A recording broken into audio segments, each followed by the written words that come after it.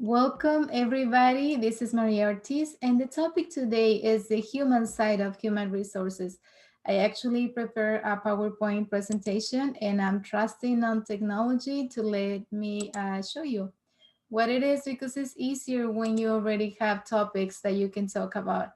So, basically, the human side of human resources, what I like to express to you and the way I'm planning to develop it is in the way of getting to know your people. How much do you know about the people who you work for, the people you're working with, or the people that shares a schedule with you, or the people that comes with a possible complaint or a need to fill in paperwork? How do you react to that?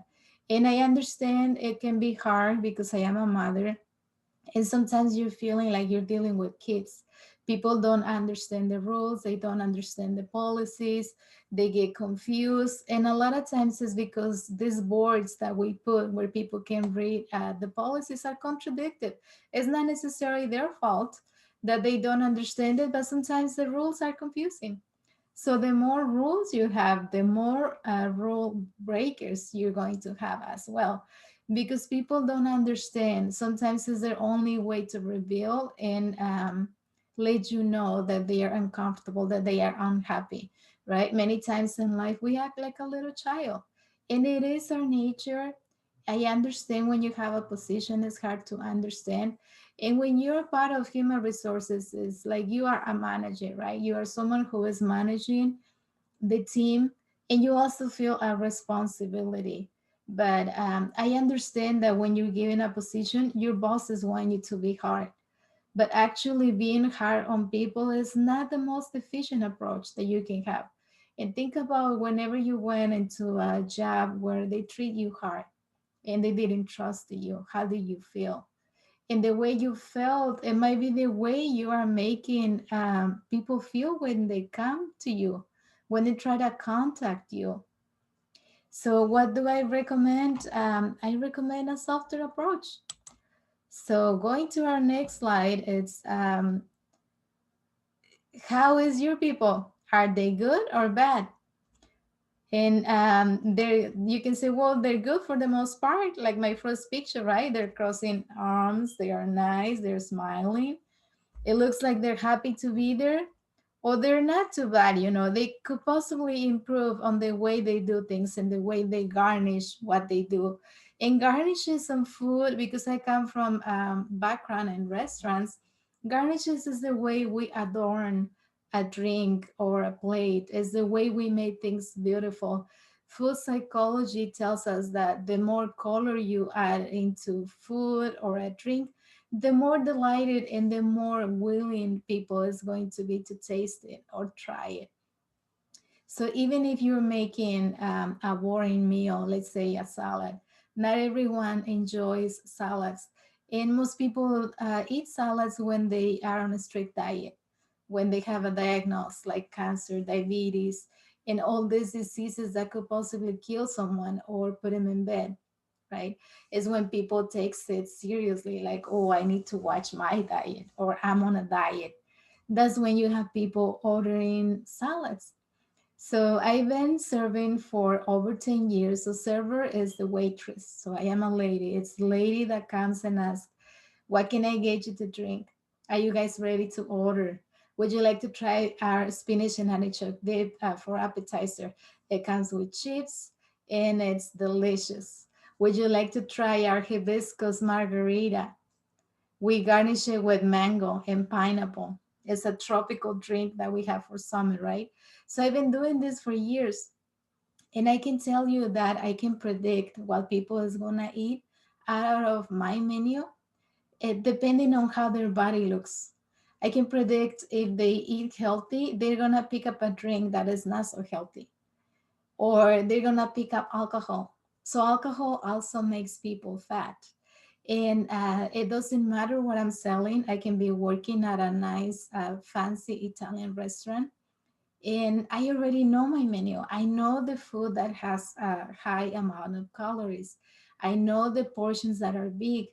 I know what is put on that sauce. I know what is potentially making people fat, or or making people be okay with being on diet and enjoying their meal, regardless if it's diet food, right? And sometimes we call diet healthy food, and it's okay that it's diet. You know, it's when you drink diet sodas. I don't agree with diet sodas necessarily being healthy, just because it's my experience. I don't like diet drinks. I can do a little bit of diet sugars. I like those that are like made of plants, like stevia, like one of those sugars that you find on vegan restaurants.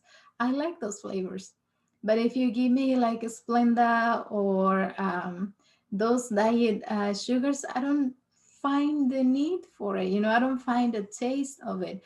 And it's because I had not had a diagnosis where I'm excessively overweight, or I'm gonna be in bed, or I couldn't breathe, or I'm getting blood taken out of me.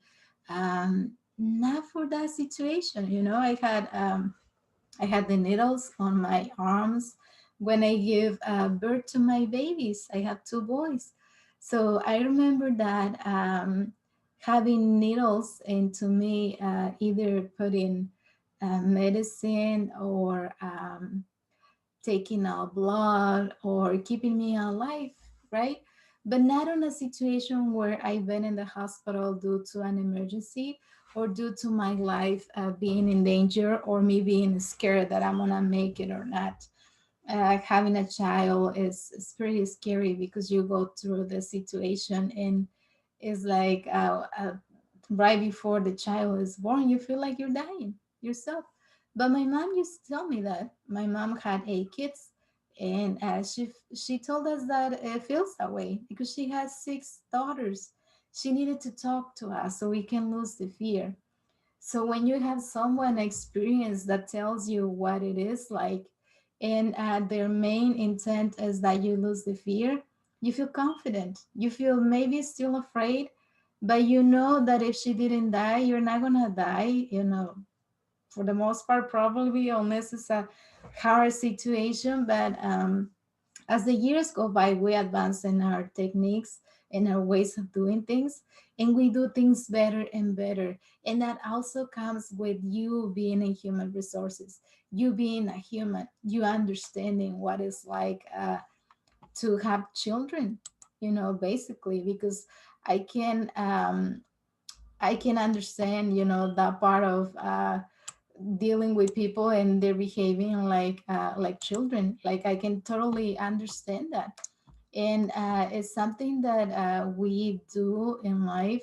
We do behave like children, even with our partners, even with our our sons, you know, our children when we get older. And it's just part of our humanity, right? To behave and not necessarily understanding what is happening. So going back to the human side of HR, um, getting to know your people again, because I went back to the screen. So this is my presenting screen. That was the first slide I already showed you. And then I was asking you about your workers. Are they good or bad? Are they good for the most part, or are they not too bad? So going to my next slide, I was telling you about how you feel when you give birth to a child, and what it is dealing with people when they behave like children. And you might say, I don't care as long as they come to work, right? You don't care about their personal life or how many dependents do they have. You feel like it's none of your business. And positive and negative personality is a choice. We know that and we understand that, but when you are struggling, when you're going through a hard situation in life, it doesn't seem that way. It doesn't seem that it's a choice, especially when you're dealing with a disease, when you're dealing with a diagnosis from the doctor that your mom or your dad is dying, or that they actually died and you cannot go to visit. A lot of your workers have family in another countries, and they're unable to go. You know, it's hard to fly the same day. Sometimes they don't have the money Sometimes they are unable to go due to the expense, or they don't have anyone to take care of their children or pay the rent for the month or the mortgage. So it's hard. So how do you think someone who just had that kind of news will feel when they come to work for you, or when they come to work with you? How will you feel if your one of your parents was dead and you couldn't go to the funeral because you had to work and it's far away, and you cannot afford even going to another city? And it doesn't have to be out of the country, it can simply be another city, another state. Maybe you don't have the money right now to pay for the gas and go see them. Maybe you don't have the money to contribute to the funeral. And or maybe one of your workers is dealing with one of their kids being sick, and they're worried, right? So they're not paying attention. They are not doing their work like they usually do. And can you possibly ask if there is a situation that they're encountering that is preventing them from doing such a good job as they usually do? And that might be what is happening. That may be what is happening. And it's easy to judge someone. I understand it's easy to judge anybody, right? But when you actually get to know people and understand where they're coming from, and understand what they can possibly going through, maybe it's easier for you to not be so hard. I understand that when you get hired for a position that has power, is what you're told. You need to be hard on people. I remember when I first started working at the Italian restaurant, I was offered the position of a manager. And after about a month or two, my boss decided that she didn't want it to give me that position. And her reason was because she said I was too soft, that she didn't thought I could be hard on people. And if being hard on people is what they want you to do, how do you feel when you're treated harsh? When your husband or your son or your mother or your aunt or your boss or the person who pays you or the person that makes your schedule is hard on you, do you really feel there is a need to do that? Do you really feel it's something that you appreciate? I understand discipline and instilling rules on people, but sometimes the rules need to be broken. If the rule is immoral, it is immoral to follow the rule. So you need to analyze and make a revision on what your rules are. Maybe your rules are immoral. Maybe your rules are not fair for them. Maybe you're not giving them the opportunity to sit down for 10 minutes and have something to eat. Maybe you are not giving them something that is part of their benefits as a way of them taking a break. Maybe you're just someone who is right after them like this, like, come on, you gotta move, you gotta move. And you're just, making them do the job like they're just slaves. And I understand United States, America has a softer approach to work. I remember when I first came here, I've been here 23 years. And I remember white men will say, hey, don't work too hard. Make sure that you don't work too hard, right? You don't hear that in my country. We don't say that to each other. We don't say don't work too hard. We work as much as we can every day of the week. I remember when I used to work over there, I worked all day, 9 a.m. to 9 p.m. You go home from 3 to 5. Thursday afternoon was my evening off, and that was used to do my laundry. So I'll be doing the laundry for the week. I didn't have much time. I probably wasn't eating around like 4:30. So from like 5 o'clock until like 7 or 8, I'll be doing my laundry by hand. And then Sunday evening is the other evening that you get off. And Sunday evening, you just come home, have dinner, take a shower, and you get ready and you go to church. You go to church with your mother, sisters, and brothers, or you go to church with your boyfriend. But you go to church, it's either 6, 7, or 8 p.m. service. And so you go to church, and after church, if you go to 8 p.m. service, you only have an hour to have some dinner. If you go and pick up some tacos, or you go pick up some hot chocolate, or you go to the ice cream store and pick up like a nice banana split, and you walk home. So you only have about 30 minutes to pick up what you're going to eat. And sometimes when you went to these carts where people will sell this delicious food, it wasn't ready in 30 minutes because they have so many customers to serve. So you will have to wait to have your meal prepared, and then pay for it and walk home while eating it. And that was my life as a young lady, right? But here is another culture. It's a different culture. So Americanized culture tells people don't work too hard, and that is the advice that people give you when they're kind. But overachievers and people who teach you self development and how to become rich and how to achieve goals, they want you to be strict. They want you to be on time. They want you to be persistent. They want you to have a discipline. They want to count on you. They don't want people who went out and drink last night and then come to work half asleep or not willing to work. And I understand that. I understand not everybody is responsible. I understand sometimes people as young children didn't have the ability to have money or to enjoy anything. So when they come here and they get it, then it's easy for them to step away. To they think they could probably have a day off of work and nothing is going to happen. If they know that you need them, they might take a day off, but it's up to you if you want to let him go or you want to give him another chance. We all deserve second chances. And if you think that you never fail, maybe think about what sincerely and remember a time when you did. And remember a time when you weren't so wise, when you were younger, when you didn't know better, when it probably was easy for you to steal or take something that wasn't yours. And it wasn't necessarily something that had much value, and it didn't cost that much. It didn't have much material value, but it was important for someone to get it or keep it. And you probably took it.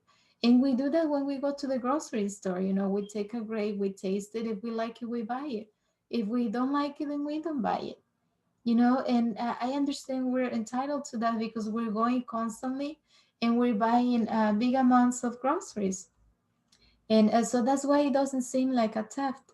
But when you're doing your copies on your work, when you are eating food that you didn't ask for, when you're eating food that you're not paying for, or when you are on the clock and you're not doing anything, you're basically stealing the time. And you could probably be home and maybe someone at home needs you, but you want to do the extra 10 minutes, right? Because right now your situation right now is hard.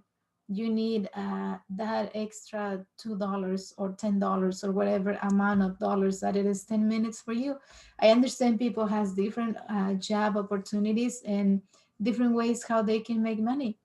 And maybe for you staying those extra 10 minutes is a bigger commission. Who knows? Who knows what you're doing it for? But sometimes seeing ourselves in other people helps on understanding how they feel and where they're coming from. So people has everyday struggles, and so be open to conversations and consultations. They might want to talk to you about a specific situation that they might think you can help them with. They might feel comfortable sharing with you their current struggles. Just be open to them because they might be trusting you and only you. You may be the only person that they could probably come up with to share what they're going through. So, are you accessible to be reached? And well, you might say, No, I'm too busy. I'm constantly having meetings. I have a lot of work to do. I have a deadline. I'm too busy. Or you might say, well, it depends. Who is the person and what for? Who is the person? What do they want? What is it for? What are you interested in? And well, what does that depend on? Like I said, if you are the only person that they're possibly trusting and thinking that you are the only one that can have a solution, it might be something that, and it's a prompt attention. How busy are you? Maybe be willing to respond. Maybe be willing to ask, is it urgent? Do you need me to reply right now? I am in the middle of a meeting. I really need to turn this project in. Is there a way that we can talk about it tomorrow? Can you call me back later? I am busy. Maybe even when they call you, send back a message. Respond with a message, but send a response where people feel acknowledged and taken care of. It is your responsibility. I know it's gonna feel like you're parenting, but I'm sorry. A lot of times in life, we have these roles that we need to play, and learning how to deal with children is helpful. And if you're gonna tell me you don't like children, I understand that. Some people don't. But some people love children. Like I love babies. I love children. That's me, but I understand not everybody is like that. And that doesn't mean that I see people as children all the time, because I know that we grow. The older people in your team is the wisest people. And it is sad that when people is at the wisest point in their life, they die. Unless they have Alzheimer's, they don't remember who they are, or they don't remember who they used to be. And those are all sad situations that we go through, but they do happen. And so we need to understand that older people is wiser, so usually younger people are learning, and it takes a while to learn. It takes a while for yourself to learn anything. Don't tell me that you learn what you're doing in one day. Eventually makes sense. The more you do it, the more it makes sense.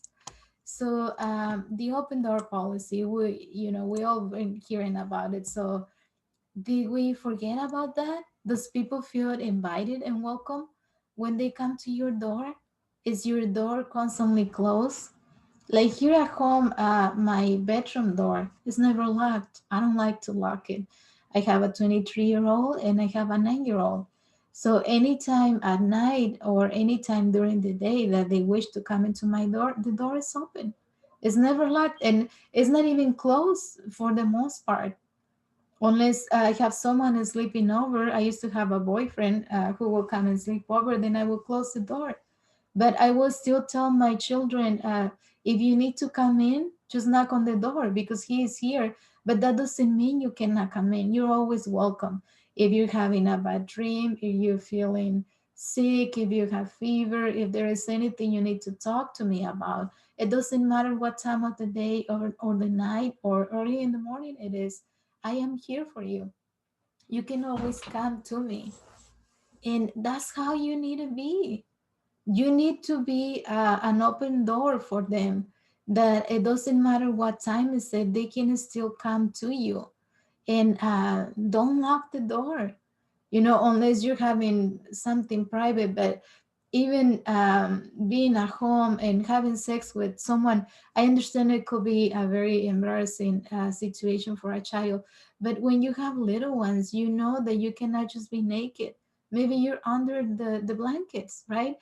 And I understand a situation uncomfortable like that might happen, but it's not usually at work where it happens. Unless you're having a relationship with someone at work. But private situations, I think it's better that you take them home or to a safe place. You don't want people to be gossiping about you. And it's not nice to be gossiped about, but it's also not nice to take what people tell you and make it a topic where you're gossiping, where your coworkers are making fun of people. That is disrespecting people as well. So how are you approaching concerns? And so how would you feel if you had a concern, if you have to go with someone that could possibly make fun of you with coworkers or not take you seriously? Who would you talk to first? The person who is nicest to you, the person who says good morning, the person who is not so strict. And what are you talking about with that person, right? We all feel confident to go with people when we know they can help us. But do you feel confident when you don't feel like they will probably even trust you? You probably wouldn't even go. And sometimes you're just afraid to lose your job and avoid speaking. And that may happen to you, right? When you're afraid to say something and this is the only job that you have, and this is the only job that is helping you pay the bills right now.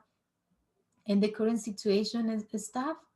But we went through tough situations as well in the past. I don't know if you were here in 2009. That was a tough situation for most of us. A lot of the small businesses shut down.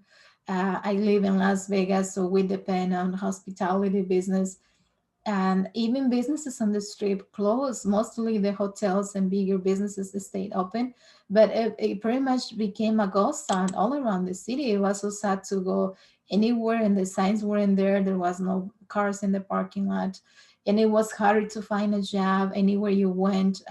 It was long waits for everything, and it was hard to survive. And even just buying groceries was a tough one. So we went through hard times. It's not just 2020. Like, if you can remember tough times in your life, I can remember when I recently got divorced, and that was a tough time that, I still congratulate myself for staying alive and fighting for my life and for my child's well-being. And sometimes we just need to be strong. So who cares at your job for their social media? Right now, social media is a really good tool that you can actually use to get to know people. What are they posting about? What is their interests? What do they like?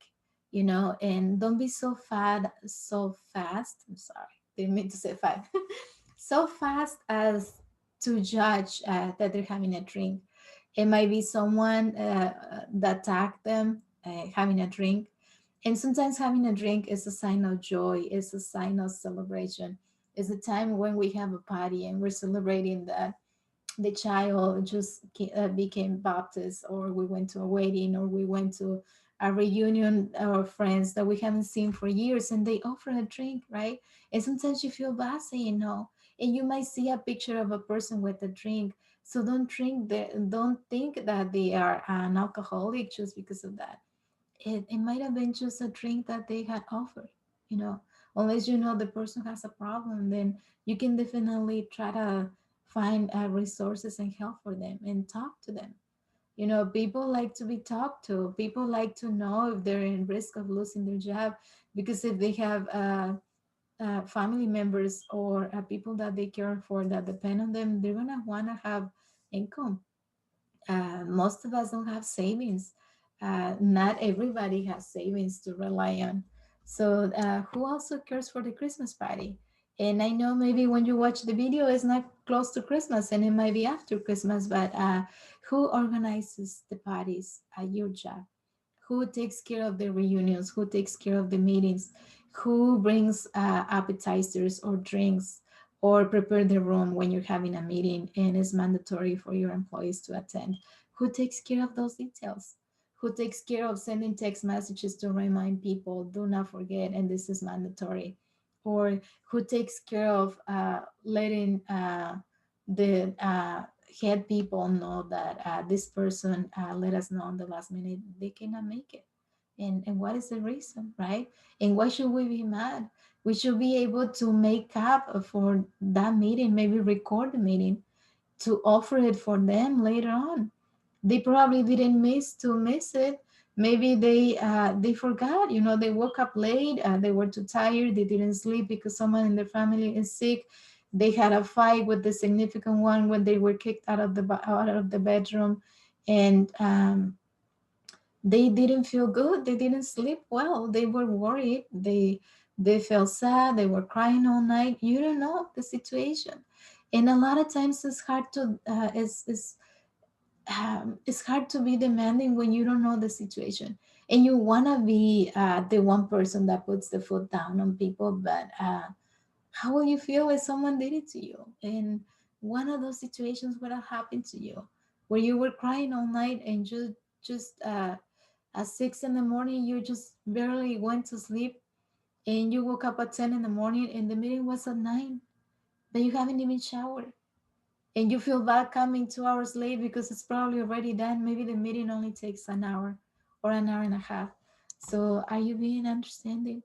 Are you being open to kindness?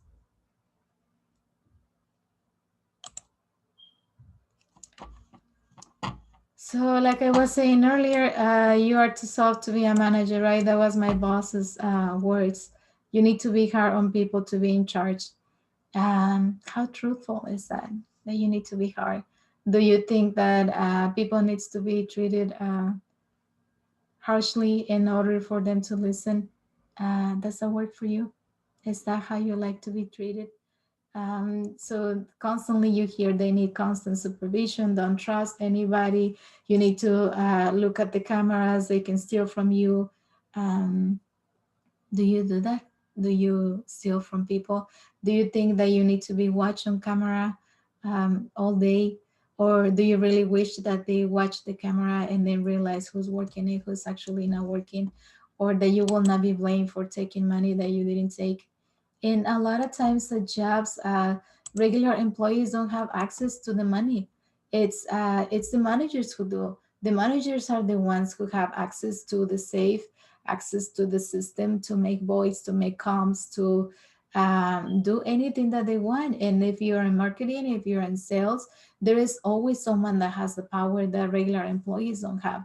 So if anything, regular employees are the ones that are less likely to take anything because they simply cannot do it unless you gave them a key and they went overnight and they turn off the cameras. But if anything, you will know who did it. And if you give a key to one of your employees, then I have a way of identifying that key. Have a way on your system where you know which key was used. If you're gonna care for your security, then you need to be smart about it. It's not just having cameras, but it's having a system where you know who is the person that went in, or maybe give a code, a different code for everyone. So if that code is shared, you know who shared it.